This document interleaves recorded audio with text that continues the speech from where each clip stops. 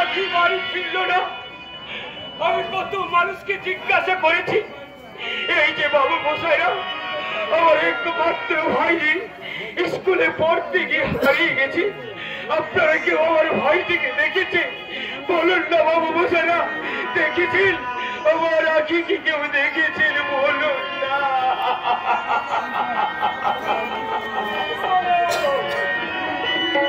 জানিসই হই সবাই মাথা নিচু করে চলে গেল, কিন্তু কেউ আমার আখির সন্তান দিল না। কেমন করে বাবু? আখি দিদি বলি যে হারিয়ে গেছে। যে দেশ থেকে জল জীবন্ত একটা মেয়ে ছেলে হারিয়ে যায়, সেই দেশে কি মানুষ নেই রে হরি? মানুষ কি আর আছে না বাবন বাবু? এই দেশ তো আজ মানুষ পশুদের রাজত্ব। বলিস রে, আর তুই ও কথা বলিস রে? লজ্জাই ঘৃণায় মাথাটা আমার নত হয়ে আসছে বাবু। এই সেই ভারতবর্ষ যারা স্বাধীনতার জন্য শত সহস্র সৈনিক মুক্তির সংগ্রাম মঞ্চে শহীদ হয়ে গেছে বাবু। এই সেই ক্ষুদিরামের দেশ, এই সেই মাতঙ্গিনী স্বাধীন দেশ। এই ভারতবর্ষ থেকে আজ মেয়ে চুরি হয়ে যায়। চমৎকার! স্বাধীনতার কি দারুণ পুরস্কার। বাবু আপনি শান্ত হন বাবু, আপনি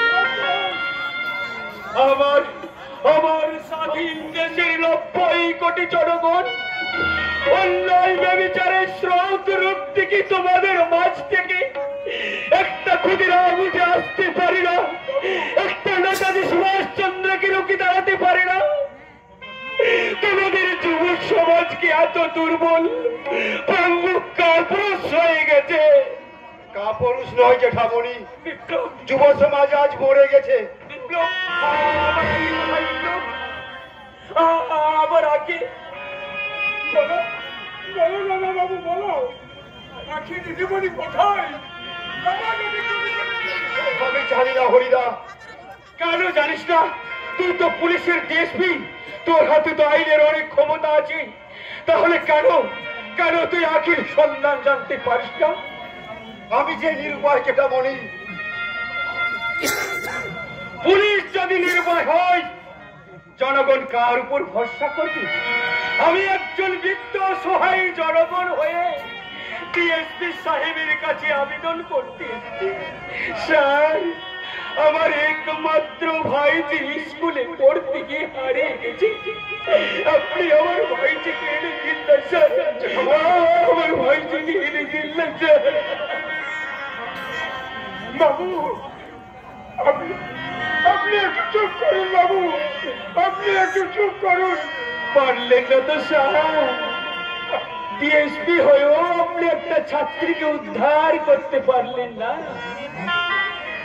আজ একটা আখি হারিয়ে গেছে, কোনো প্রতিকার না হলে কাল হয়তো দেখবেন আরেকটা আখি হারিয়ে যাবে।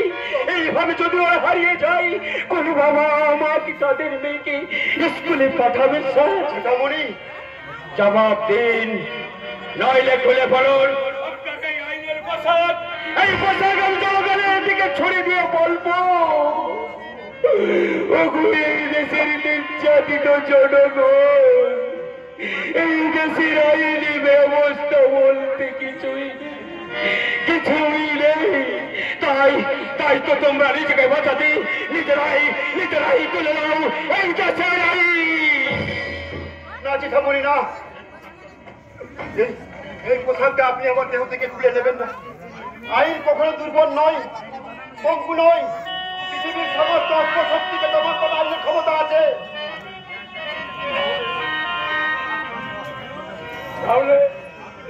তাহলে আখি দিদিমণিকে এখনো উদ্ধার করে গেল কেন? বিশ্বাস করো হরিদা, এই আখি দিদিমণিকে খুঁজতে গিয়ে শহরে যতগুলো শয়তানদের আড্ডা আছে সব কটাকে ভেঙে আমি ঘুরিয়ে দিয়েছি। আমি আখির সন্ধান পাই না জেঠামণি। তবে কি আখি হারিয়ে যাবে? না জেঠামণি না, আখি আমার আদরের একমাত্র বোন। আঁখি যদি আমার বুক থেকে হারিয়ে যায়, এই শহরে সমাজ বিরোধী বলে আমি কিছু রাখবো না। তাকে তো আঁখি ফিরে আসবে না বিপ্লব, কিন্তু ভবিষ্যতে আর কোনো আঁখি হারাবে না জেঠামণি। তোমরা কিছু যে টক্কর করে যাবে। খোঁজ নিয়ে দেখো মেয়েটা কোথায় আছে, কিভাবে আছে। যাও যাও দাদা বাবু, যাও আঁখিকে তুমি খুঁজে নিয়ে এসো।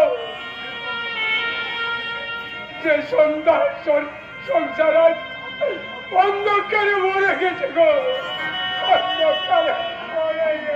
জেঠামণি, আপনি স্বাধীনতা সংগ্রামের সক্রিয় সৈনিক, স্বাধীনতার মুক্তিযুদ্ধ জয়লাভ করেছেন। আপনি আমায় সাহস দিন জেঠামণি, আমায় শক্তি দিন, আমি যেন আখির সম্মান ফিরে নিয়ে আসতে পারি। আমি তোকে আশীর্বাদ দিলাম বিপ্লব, আমার আশীর্বাদ তোর মনেতে জগাবে অপরন্ত সাহস, বহুদেব দুর্জয় শক্তি।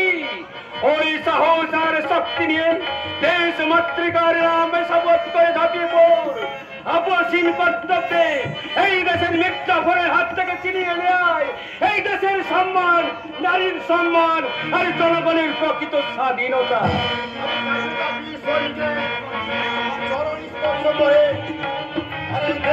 নামে শপথ করে বলছি, তারা এদেশের বুকে রাজনীতির জুয়া খেলছে, অসম্মান করেছে নারী জাতিকে, তাদের সমূলে ধ্বংস করতে আজ থেকে আর সংগ্রামের অপসীম সংগ্রাম যে হোক যাচ্ছে।